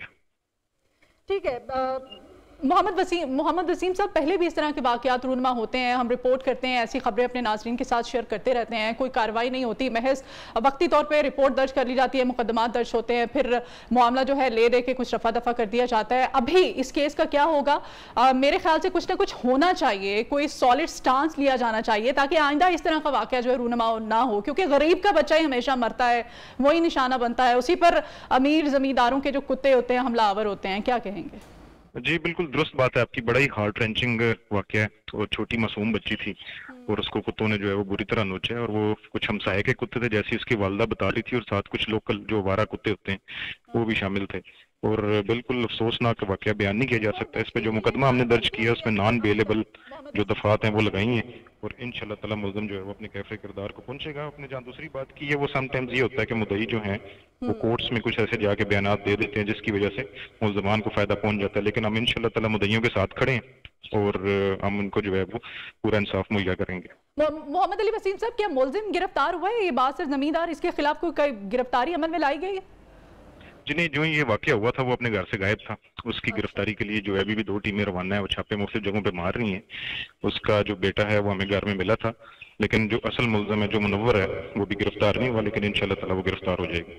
ठीक है, रियासत का क्या किरदार देख रहे हैं इस तमाम तर सूरत हाल में? क्योंकि अभी तक तो मुल्ज़िम फरार हो गया है, वो फरार ही रहेगा तब तक ये मामला मंजर-ए-आम से बिल्कुल ख़त्म हो जाएगा। क्या कहेंगे इस बारे में आप? मुख्तसरन बताइएगा। जी नहीं, बिल्कुल इंशाल्लाह ताला हम गिरफ्तार करेंगे। हमने कोर्ट्स के बाहर भी ड्यूटी लगाई हुई है, अगर वो इवन बेल भी अवेल करेगा तो हम उसमें भी उसको गिरफ्तार कर लेंगे पहले, और इंशाल्लाह ताला रियासत जो है वो इस गरीब खानदान के साथ है। जिस तरह इनके साथ जुल्म हुआ है, मेरा नहीं ख्याल कि कोई भी बंदा ऐसा हो सकता है जो इनका साथ न दे। इंशाल्लाह पुलिस डिपार्टमेंट इनके साथ है। मोहम्मद अली वसीम साहब, आप गारंटी देते हैं आज हमारे इस लाइव मॉर्निंग शो में, आप जिम्मेदारी लेते हैं क्या वाकई कार्रवाई करेंगे, वाकई गिरफ्तार करेंगे? क्योंकि इस तरह के वाकयात होते रहे हैं और बासर लोग जो हैं वो पैसे देते हैं, मामलात रफा दफा कर देते हैं। क्या कहेंगे? आज का दिन नोट कर लें, टाइम भी नोट कर लें, मैं ज़ाती तौर पे आपको, और इंशाल्लाह ताला गारंटी है कि पुलिस जो है वो इनके साथ है। मैं ज़ाती तौर पे इनके साथ हूँ, जितना इनके साथ जुल्म हुआ है और बयान नहीं कर सकते, पुलिस बिल्कुल इनके साथ खड़ी हुई है शाना बशाना। हम उसको बिल्कुल हर एंड तक जाएंगे इसके लिए। चलिए ठीक है, बहुत शुक्रिया, थैंक यू सो मच आपके वक्त के लिए, और मेरी टीम जो है आपके साथ राब्ते में रहेगी। आज से हम जानते रहेंगे मुल्जिम जो है इसके खिलाफ क्या कार्रवाई की गई है। अगले टॉपिक की तरफ आते हैं, वो भी इंतहाई अहम मौजू है।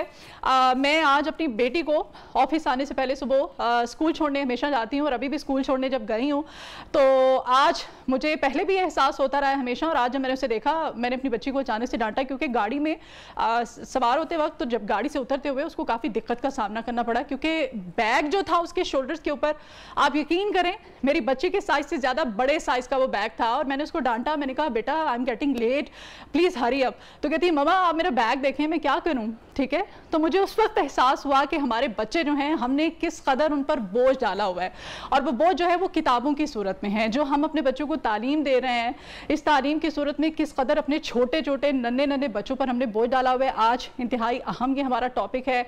बच्चे जो हैं वो हड्डियों के अमराज में मुब्तला हो रहे हैं, हम आर्थोपेडिक डॉक्टर्स के पास जाते हैं, डॉक्टर्स भी हमें यही कहते हैं। स्कूल इंतज़ामिया जो है वो क्या करती है? बहरहाल हमारे साथ अफशां तस्कीन बाजवा साहिबा हैं, NCRC, उनसे हम बात करेंगे कि क्या किरदार अदा किया जा रहा है, क्या रोल प्ले किया जा रहा है। डॉक्टर्स जो हैं, किसी डॉक्टर माहिर से उसकी भी राय लेंगे कि क्या मौक़िफ़ सामने आता है, वो क्या कहते हैं। और स्कूल इंतज़ामिया जो है, हमारा जो एजुकेशन सिस्टम है, वो इस कदर क्यों हमारे लिए चैलेंजिंग होता चला जा रहा है कि हम अपने बच्चों पर इस कदर लोड डाल देते हैं, इस कदर बोझ डाल देते हैं कि हमारे बच्चे जो हैं अब वो मजबूर हैं ये बोझ उठाने पर, ये लोड उठाने पर। और मैं अक्सर आते जाते रोड्स पे हम बच्चों को देख रहे होते हैं, आप भी देखते हैं, इस कदर भारी हमारे बच्चों के बैग होते हैं, स्कूल के बस्ते होते हैं कि उनके उठाना जो है मुश्किल हो जाता है। फिर वही बस्ते कैरी करना, स्कूल जाना, कोविड है, इस सूरत हाल में कभी स्कूल खुलते हैं, कभी बंद होते हैं, बच्चों को स्कूल में वो स्कूल बैग कैरी करना, फिर साथ में लंच बॉक्स होता है, पानी की बोतल होती है। तो आप इमेजिन करें कि किस कदर वो बोझ, किस कदर वो वजन होता है। वो बैग आप खुद उठाएं तो आपका एहसास होता है। हमारे साथ अफशा तस्कीन बाजवा साहब है। अफशा तस्कीन बाजवा साहब, बहुत शुक्रिया आपके वक्त के लिए। इंतहाई अहम मौजू है आज का, बच्चों पर जो हमने अपने जानबूझ के भारी भरकम ये बोझ डाले हुए हैं स्कूलों की वजह से। ये जो तालीम के बहाने हम किताबों का जो बोझ है, इस बोझ के हवाले से आपके ऑर्गेनाइजेशन में क्या काम किया है, क्या कर रही हैं आप? Thank you very much, Madiha, for inviting me to this very important I must say topic. मेरे ख्याल से कि ये अगर आप देखा जाए तो आहिस्ता आहिस्ता पाकिस्तान में इसके ऊपर थोड़ा सा वॉइस रेजिंग हुई है, पेरेंट्स ने भी की है। और अगर आप केपी देखें तो केपी के अंदर एक बाकायदा लॉ भी लाया गया है कि बच्चों को बहुत हैवी जो स्कूल बैग्स हैं उनको ना पकड़ाए जाए। तो as a chairperson National Commission on the rights of child मैं भी इस बात को सपोर्ट करूंगी कि बच्चों को हम उनके वजन से दुगने बैग्स हम नहीं पकड़ा सकते। और हम किसी भी स्कूल के बाहर खड़े होते हैं तो हम देख रहे होते हैं कि बच्चे बड़े मुश्किल से घसीट के अपने बैग्स लेके जा रहे होते हैं। और इस बात से थोड़ा ये टेंशन भी होती है कि क्या ये सारी किताबें एक दिन में उस स्कूल में पढ़ सकते हैं, या इन तमाम किताबों के अंदर, कॉपीज के अंदर वो एक दिन में काम कर सकते हैं। तो इसके लिए डेफिनेटली हमारे पास कोई स्ट्रेटजी होने की जरूरत है। और उसको आप सेशंस में डिवाइड करें, डेज में डिवाइड करें, बच्चों को देखें कितना कितना बच्चे कैरी कर सकते हैं। क्योंकि खासकर मैं छोटे बच्चों की बात करूंगी, क्योंकि जो इतना मैनेज भी नहीं कर सकते हैं, उन बच्चों को तो इतना खुद को नहीं संभाल सकते, तो वो इतनी ढेर सारी किताबों, कॉपीज को कैसे संभालेंगे। तो डेफिनेटली इस पे एक पॉलिसी होनी चाहिए बच्चों के लिए, खासकर जो छोटे बच्चे हैं उनके लिए स्कूल जाना एक फन होना चाहिए, एक एंटरटेनमेंट होनी चाहिए, उनका इंटरेस्ट होना चाहिए, ना कि वो इन तमाम चीजों को संभालते फिरें अपने स्कूल के अंदर, बड़ी बड़ी कॉपीज और बड़ी बड़ी किताबें। और डेफिनेटली आई सपोर्ट, और इंशाल्लाह हम ऑलरेडी बच्चों के वेरियस इश्यूज जो कि बहुत ही टॉप मोस्ट प्रायोरिटीज हैं, जैसे उसमें अब्यूज आता है, उसमें डोमेस्टिक लेबर आता है, उसके अंदर अर्ली मैरिजेस आती हैं, और इस तरह के बहुत सारे इश्यूज पे डेफिनेटली कमीशन इज एंगेज्ड। और इस इशू को भी हम हाईलाइट करेंगे। स्कूल्स के साथ आहिस्ता आहिस्ता हम पॉलिसी बना रहे हैं कि किस तरह एजुकेशन सिस्टम के साथ हम लिंक को सिंगल नेशनल अच्छा साहिबा, हमने ऑक्सफोर्ड का जो सिलेबस है वो तो अपने बच्चों पे हमने लगा दिया। जो प्राइवेट स्कूल जितने भी हैं उन्होंने जी हम ऑक्सफोर्ड का सिलेबस पढ़ा रहे हैं बच्चों को, बाहर के कंट्रीज के साथ हम कॉम्पिटिशन करने की कोशिश तो करते हैं, लेकिन अगर उनका निज़ाम तालीम, उनकी स्कूलिंग हम देखें तो वो तो स्कूल बैग उनके होते ही नहीं है। वो तो उनकी बुक्स स्कूल में रखी होती है, वो घर से जाते हैं पढ़ते हैं, अगर होती भी है तो उनकी बहुत कम बुक्स होती है, डायरीज होती हैं, नोटबुक्स होती हैं। तो फिर हम किस तरह से बीट कर सकते हैं इस सिस्टम को? हमें क्या रोल अदा करना होगा, हमारे खासतौर पे हमारे जो स्कूल्स हैं, हमारा एजुकेशन सिस्टम है? एक्चुअली मैंने खुद अगर कुछ 1-2 साल पहले मैं बाहर के मुल्कों में गई और मैंने वहां का एजुकेशन सिस्टम भी मैंने ऑब्जर्व किया। तो वहां पे बच्चों के लिए सबसे पहले तो ये मेक श्योर किया जाता है कि बच्चों पे किसी किस्म का जहनी बोझ ना पड़े, बच्चों को किसी किस्म का स्ट्रेस ना दिया जाए, बच्चों को खेल ही खेल में एक्टिविटी बेस्ड लर्निंग के थ्रू और बिल्कुल स्कूल की एक बहुत ही चाइल्ड फ्रेंडली एनवायरनमेंट में उनको पढ़ाया जाए। और उनको इस तरह के जो हमारे यहाँ बहुत डरावना किस्म का एक हमने सिस्टम बना लिया है, जिसके अंदर बच्चों को सबसे पहले तो उनके लिए फेयर फैक्टर यही होता है कि इतने ग्रेड ना लिए, इतने ज्यादा नंबर ना लिए, इतना ज्यादा कंपटीशन ना किया तो बस आप फेल्ड हैं। तो बच्चों को जिस तरफ हम लेके जा रहे हैं वो मेंटली एक हेल्दी चाइल्ड डेवलपमेंट की डेफिनेशन में नहीं आता है। बच्चों को हमने ग्रेड्स के लिए प्रिपेयर नहीं करना, बच्चों को हमने लाइफ के लिए प्रिपेयर करना है, उनकी एक होलिस्टिक पर्सनालिटी। हमारे बच्चों के तो टेस्ट ही नहीं खत्म होते, हमारे बच्चों के अगर टेस्ट खत्म होते हैं मंथली तो उनके मिड टर्म स्टार्ट हो जाते हैं, मिड टर्म खत्म होते हैं एंड टर्म स्टार्ट हो जाते हैं, एंड टर्म खत्म होते हैं, तो वो तो हमारे बच्चे तो बेचारे किसी ना किसी तरह से लगे रहते हैं। उन पर तो इतना बोझ डाला हुआ है इन स्कूलों ने, हमारे इस तालीमी निज़ाम ने। इस बारे में क्या कहेंगे आप? ठीक, मैं तो सबसे पहले ये कहूंगी कि हमारा जो तालीमी निजाम है उसमें थ्योरी बहुत है, प्रैक्टिस नहीं है जी। अब बाहर के ममालिक में हर चीज को डेमोन्स्ट्रेट करके प्रैक्टिस के थ्रू, प्रैक्टिकल्स के थ्रू, एक्टिविटी बेस्ड लर्निंग के थ्रू करवाया जाता है, जिसमें कि बच्चों को बहुत इजी लर्निंग होती है और बच्चों को on site, on hands on experiential learning के थ्रू पढ़ाया जाता है। यहाँ पे तो अगर आप देखा जाए तो बहुत सी जगहों पे जहाँ पे लैब्स की जरूरत है, लैब्स के थ्रू भी शायद एक्सपेरिमेंट्स नहीं कराए जाते, तो बहुत ज्यादा थ्योरी बुकिश नॉलेज, बहुत ज्यादा इन राइटिंग की ही बहुत सारी चीजें कराई जाती हैं जो कि बहुत ही होलिस्टिक लर्निंग के मुनाफी है।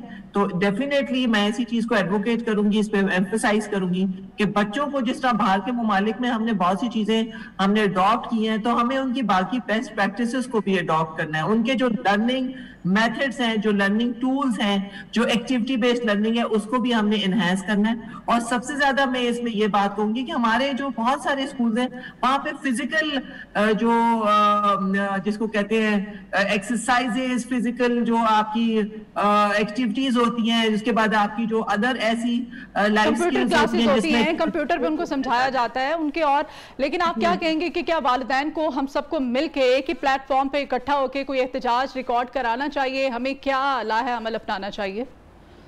देखिए, इसमें तो सबसे पहले जो भी किया जाता है स्कूल्स के साथ, बहुत अरसा पहले मैं एंगेज हुई तो स्कूल्स ने कहा वही करते हैं जो पेरेंट्स डिमांड करते हैं। सो मैं सबसे पहले अपने पेरेंट्स से मेरी रिक्वेस्ट है कि ये जो बच्चे हैं ये आपके एक इन्वेस्टमेंट है, आने वाला कल है, तो आप इनकी होलिस्टिक लर्निंग को देखिए, सिर्फ ग्रेड्स को ना देखिए, बच्चे की एक उसकी शख्सियत साजी कीजिए।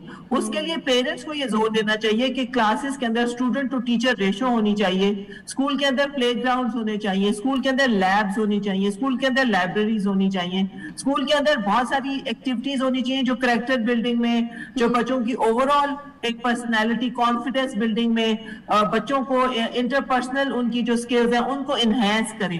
बच्चों को आगे चल के जो प्रैक्टिकल लाइफ में जाएं तो वो फिर तमाम दुनिया के साथ उसी तरह मुकाबला कर सके जिस तरह के हमारे यहाँ पूरे दुनिया के ममालिक अपने बच्चों की जो पर्सनैलिटी डेवलपमेंट करते हैं। तो पेरेंट्स को थोड़ा सा ग्रेडिंग के साथ साथ, उनकी grading is one aspect, grading के साथ जब बच्चे को आप बाहर जब आप बच्चा अप्लाई करता है तो वो उसकी शख्सियत, उसकी पर्सनैलिटी इंटरव्यू दे रही होती है। बड़ा अच्छा पॉइंट रेज किया आपने, बड़ा अच्छा पॉइंट आपने रेज किया अफशा साहिबा, बहुत शुक्रिया आपके वक्त के लिए कि हम माओं को ये यहाँ पर किरदार अदा करने की शदीद जरूरत है कि हम बच्चों को कह देते हैं जी नहीं जी तुमने डॉक्टर बनना है, तुमने पायलट बनना है, तुमने इंजीनियर बनना है। बच्चों पे इम्पोज मत कीजिए, बच्चों को वाकई उनकी ग्रूमिंग कीजिए और वो जो बनना चाहते हैं इसमें उनकी मदद कीजिए, उनको बनाइए, उनको संवारिए, उनकी पर्सनैलिटी को संवारिए। यहाँ पर एक ब्रेक लेते हैं, ब्रेक के बाद दोबारा हाजिर होंगे, हमारे साथ रहिए।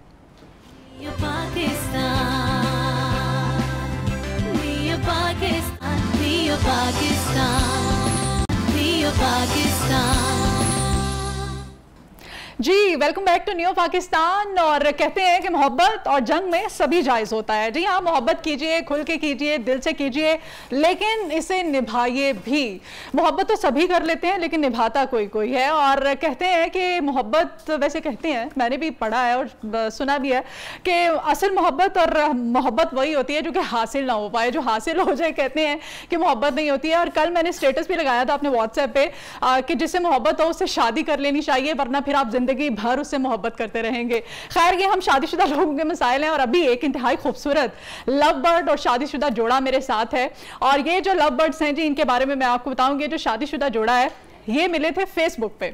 सोशल मीडिया का ट्रेंड है, सोशल मीडिया पे दोस्तियां होती हैं, मोहब्बतें होती हैं और फिर शादियां भी होती हैं और कामयाब भी होती हैं। और ये वही जोड़ा है मोहब्बत का और लव बर्ड्स हैं जिनकी फेसबुक पे दोस्ती हुई है। जब इन्होंने शादी करने की ठानी तो किंजा नामी लड़की थी, और किंजा को जब पता चला कि अदनान से मैं शादी करने जा रही हूँ, जिससे मुझे मोहब्बत हुई है जिस लड़के से, उस लड़के के हाथ और पाँव जो हैं वो हम नॉर्मल लोगों की तरह नहीं है, जैसे आप हैं, जैसे मैं हूँ, वो थोड़ा सा डिसेबल है। लेकिन किंजा ने जब ये उसको पता चला तो बजाय कि वो उसको ब्लॉक कर देती, वो फेसबुक आईडी चेंज कर लेती, वो अदनान से कट ऑफ हो जाती, उसने चूंकि मोहब्बत की थी तो उसने कहा कि नहीं, ये मोहब्बत की है तो वो कहते हैं किया है जो प्यार तो पड़ेगा निभाना, तो रख दिया कदमों में दिल नजराना। तो किंजा ने ये साबित करके दिखाया। किंजा और अदनान खूबसूरत जोड़ा, ये लव बर्ड्स आज मेरे साथ स्टूडियोज में मौजूद हो और किंजा ने वाकई मोहब्बत निभाई और शादी की। बहुत शुक्रिया, आप दोनों आए, आपको वेलकम करती हूँ अपने मॉर्निंग शो में। और बहुत ही खूबसूरत ये प्यारा प्यारा सा जोड़ा है। किंजा, कैसा फील करती हो? मोहब्बत आपने पाली, बहुत ही खुशकिस्मत हो तुम। जी बिल्कुल, खुदा का शुक्र है बहुत बहुत। मैं जितना खुदा का शुक्र करूँ कि मुझे इन जैसे लड़के मिले, है ना? जी बिल्कुल। हस्बैंड अच्छा हो तो कितनी अच्छी प्यारी हो जाती है लाइफ। जी बहुत प्यारी होती है। जी बिल्कुल। अच्छा, अदनान से बात करते हैं। जी अदनान, आप बताइए, किंजा से जब दोस्ती हुई किस तरह से हुई? फेसबुक यूज़ करते थे दोनों, और क्या मतलब किस तरह से हेलो है? फेसबुक यूज़ करता था मैं, तो इनकी आईडी ऊपर आ गई, तो ऐसे मैं अपनी आईडी चेक कर रहा था तो इनकी ना प्रोफाइल ऊपर आ गई, तो इनकी मैं आईडी चेक करना शुरू हो गया। तो इनकी आईडी में की तस्वीरें चेक करता गया, तो मुझे ये अच्छी लगी और मैंने रिक्वेस्ट भेज दी इनको। अच्छा। तो पहले तो इन्होंने मतलब कि रिजेक्ट कर दी ना, तो मैंने फिर कैंसिल करके फिर इनको भेजी और मैसेज भी कर दिया साथ में और हेलो हाय की। उन्होंने पूछा मतलब अदनान, अगर फेसबुक पे आप किसी को रिक्वेस्ट भेजें और वो आपको रिजेक्ट कर दे तो आपको डिसअपॉइंट नहीं होना चाहिए, ट्राई करते रहना चाहिए, है ना? बिल्कुल। ठीक है। अच्छा, फिर इन्होंने एक्सेप्ट किया उसे, फिर आपकी दोस्ती? तो फिर मैंने उनको बोला कि मैं अदनान बात कर रहा हूँ, तो मैंने आपके साथ फ्रेंडशिप करनी है। तो इन्होंने पहले तो बोला कि नहीं मैंने नहीं करनी है वो, तो मैंने कहा फ्रेंडशिप नहीं करनी तो दोस्ती के लिहाज से बात। शादी हो गई, ठीक है। अच्छा, इतनी अच्छी बातचीत हुई, दोस्ती हुई, उसके बाद मोहब्बत हो गई, फिर शादी हो गई जी। अब शादी के बाद किंजा में एक बीवी के रूप में किंजा को कैसा देख रहे हो? बहुत अच्छा। किस खिदमत करती है, खिदमतगुजार बीवी है क्या? कुछ बताओ अपने बारे में कि क्या? बहुत मेरी खिदमत करती है, जो मैं बोलूँ मेरी हाँ में हाँ मिलाती है। फर्माबरदार बीवी है। बिल्कुल, है ना? पहला शौहर है दुनिया का जो कि अपनी बीवी को फर्माबरदार कह रहा है। खैर किंजा, ये बताओ कि जब पता चला कि अदनान जो है उसके हाथ और पाँव में थोड़ा सा है, डिफेक्टेड है, तो क्या सोचा था, क्या लगा था कि नहीं यार मैं क्यों ऐसे लड़के के साथ शादी करूँ, ऐसे आदमी के साथ मुझे किस तरह से संभालेगा? क्या जहन में क्या आया था? जी मैम, जब इन्होंने मुझे बताया ना कि मतलब मैं ऐसा डिसेबल हूँ, मैं चल नहीं सकता, तो मैंने आपसे साथ शादी, इन्होंने मुझे मना भी पहले बता दिया था? 2 साल बाद इन्होंने बताया था। अच्छा, 4 साल मतलब हमारी बातचीत, 8 साल तक हमारी फ्रेंडशिप रही। तो उसके बाद फिर मैं जब इन्होंने मुझे बताया कि सारे मेरी ये कंडीशन है किंजा, मैं शादी नहीं, आपकी ज़िंदगी नहीं ख़राब करना चाहता, तो फिर भी मतलब मैं दुआ करते, मैं बस इसमें खुदा की कोई मर्ज़ी थी जिसकी वजह से शायद मुझे इनकी खिदमत करने के लिए जिस वजह से खुदा ने चुना, बस ऐसे ही फिर आहिस्ता आहिस्ता करके मैंने कहा। घर वालों ने सपोर्ट किया जब शादी करनी थी? घर वाले क्या कहते हैं? घर वाले यही कहते थे, आपको पता है हर माँ बाप की ख्वाहिश होती है कि हमारी लड़की एक अच्छे घराने में जाए, उनका हस्बैंड चलता फिरता कमाता हो अच्छा सारा। किसी ने फिर हमने कोर्ट मैरिज की थी।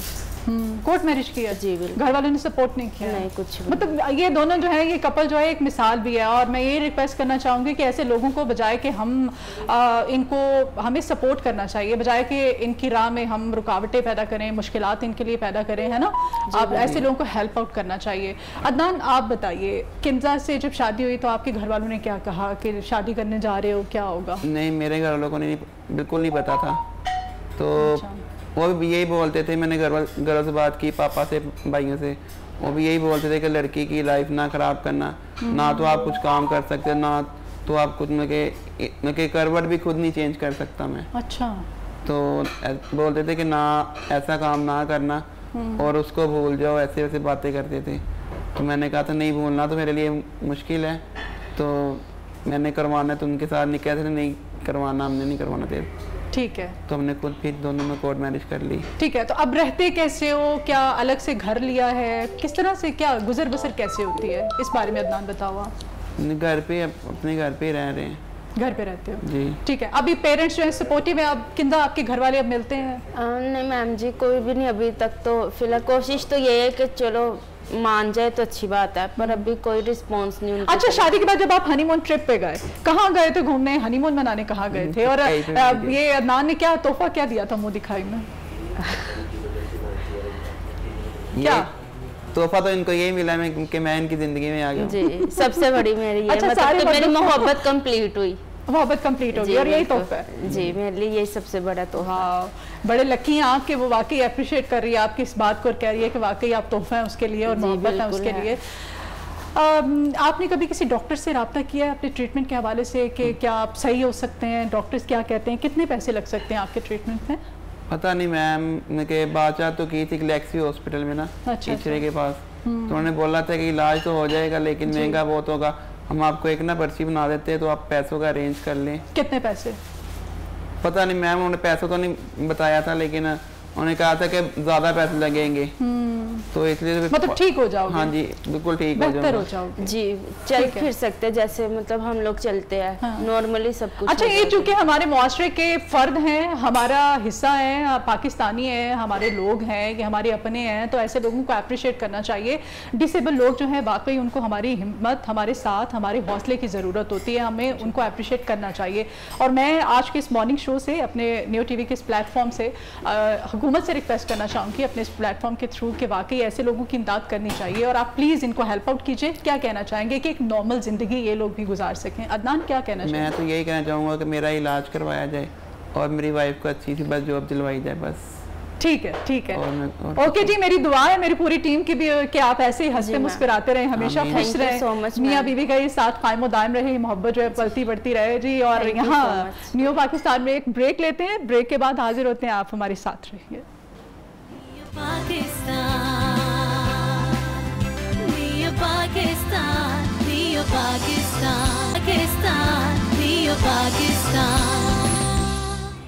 जी वेलकम बैक। नियो पाकिस्तान के किचन में हम मौजूद हैं और इस किचन में अनम है जी हमारी शेफ हमारे साथ। और अनम से जानते हैं आज क्या बनाने। अनम यकीनन कुछ नया ही बनाने जा रहे हैं आज एक रूह अफ़ज़ा के किचन में हम बड़ी ही मज़ेदार रेसिपी शेयर करने जा रहे हैं, जो कि बेसिकली जो है आप अपने स्नैक्स में यूज़ कर सकते हैं। अगर आपके घर पे हाई टी हो उसमें आप बना सकते हैं, तो बड़ा ही मतलब एक मज़ेदार सी डिश है। तो आज हम बनाने जा रहे हैं सेसमी चिकन ऑन टोस्ट।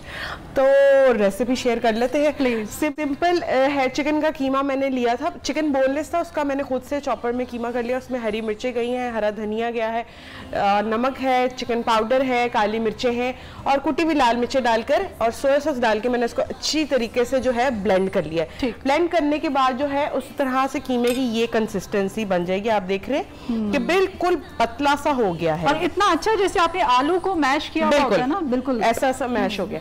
उसके बाद हम तकरीबन 6 to 8 स्लाइसेस लेंगे और स्लाइसेस को जो है मैंने इस शेप में काट लिया हुआ है। अच्छा सिंपल, अब इसकी जो इसको फ्राई करना स्टार्ट करते हैं। तो इसके लिए जो है ब्रेड ली, उसके ऊपर ये चिकन का मटेरियल लगाया, उसके ऊपर अंडा लगाया, सेसमी सीड्स लगाकर आप इसको फ्राई करेंगे। शेप जो है आपकी अपनी पर्सनल चॉइस है, जिससे मर्जी कर सकते हैं। अच्छा, अब सबसे पहले जब आपने इसको फ्राई करना है तो ये याद रखिए कि चिकन की लेयर जो है वो बहुत पतली लगानी है।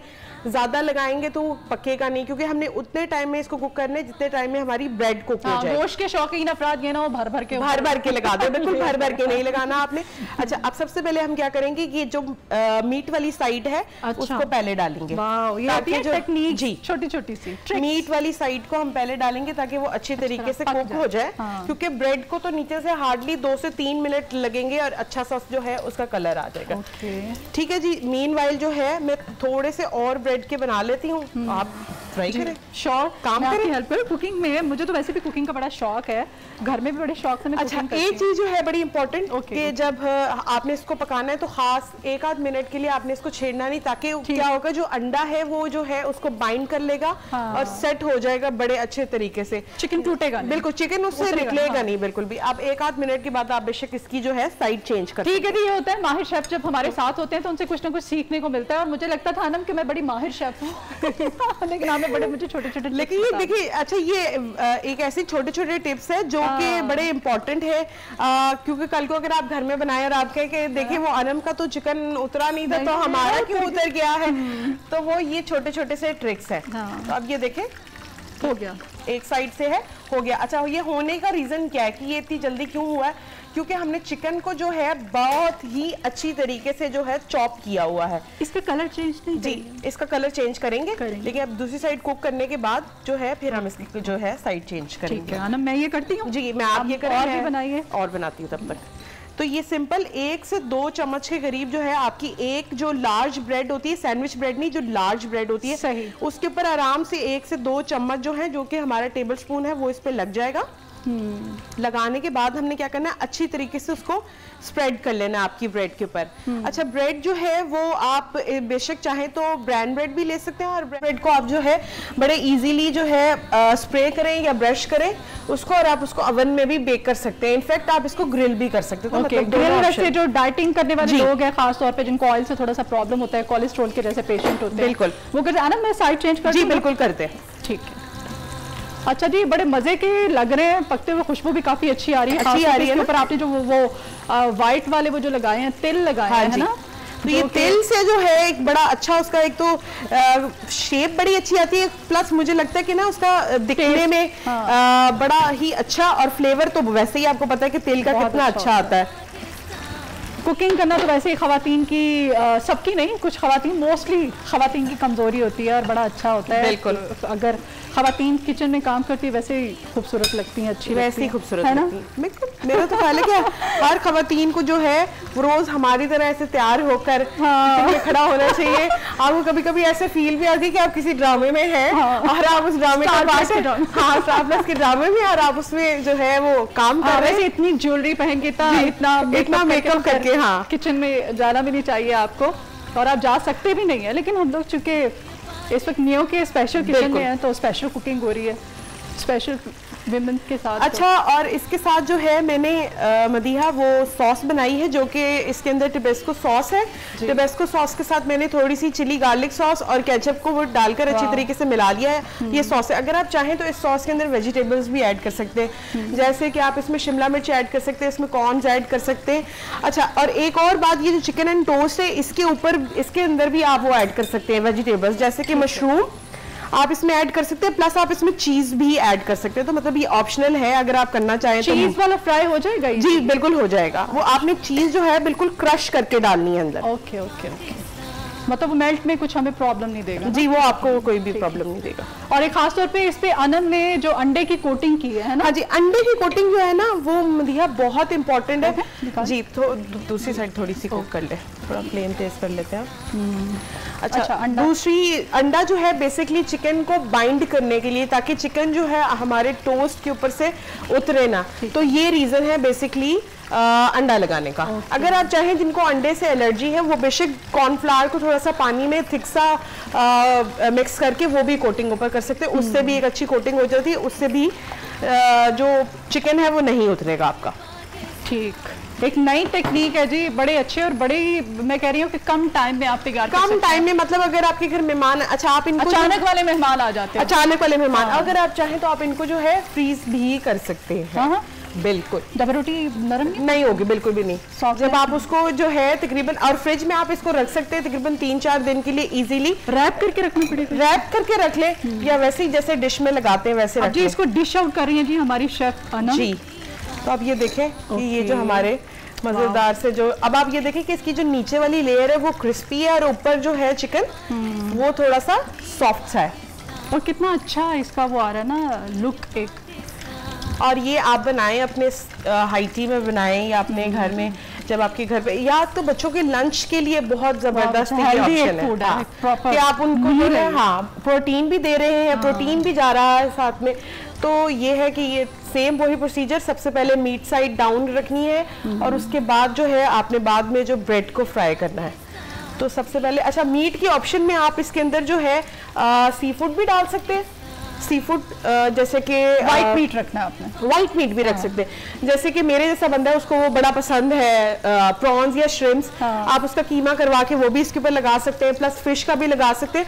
और अगर कोई बीफ का कीमा लगाना चाहता है तो उसको ये करना पड़ेगा कि उनको टेंडरलॉइन लेना पड़ेगा, और टेंडरलॉइन को पहले अच्छी तरीके से कच्चा पपीता लगा के रखे ताकि उसको टेंडराइज हो जाए। और आपने इसमें गोश्त को बॉयल नहीं करना? गोश्त को बॉयल नहीं करना, कोई भी मीट, बिल्कुल भी नहीं, कोई भी जो भी मीट होगा आपने उसके अंदर जो है उसको बॉयल नहीं करना। और आप ये देख रही होंगी मदिया कि इसका कुकिंग टाइम जो है वो कितना कम है, हार्डली 5 to 6 मिनट्स में जो है आपका एक बैच जो है, अगर आपका बर्तन बड़ा है तो उसमें ज्यादा भी फ्राई हो सकते हैं, अदर देन 5 to 6 मिनट जो है इसका कुकिंग टाइम है। वाह, और बहुत इजी है ये जी। अनम ने बहुत ही अच्छी आज हमें रेसिपी दी है, आप भी घर में ट्राई कीजिएगा, मैं भी घर जाके ट्राई करूंगी, अपने बच्चों को जरूर खिलाऊंगी बना के। मुझे तो वैसे कुकिंग करना बहुत शौक है, नए नए खाने ट्राई करने का। खैर नाज़रीन, उम्मीद करते हैं आज का शो आपको पसंद आया होगा, हमारे साथ ही रहिएगा, और देखते रहिए न्यू पाकिस्तान।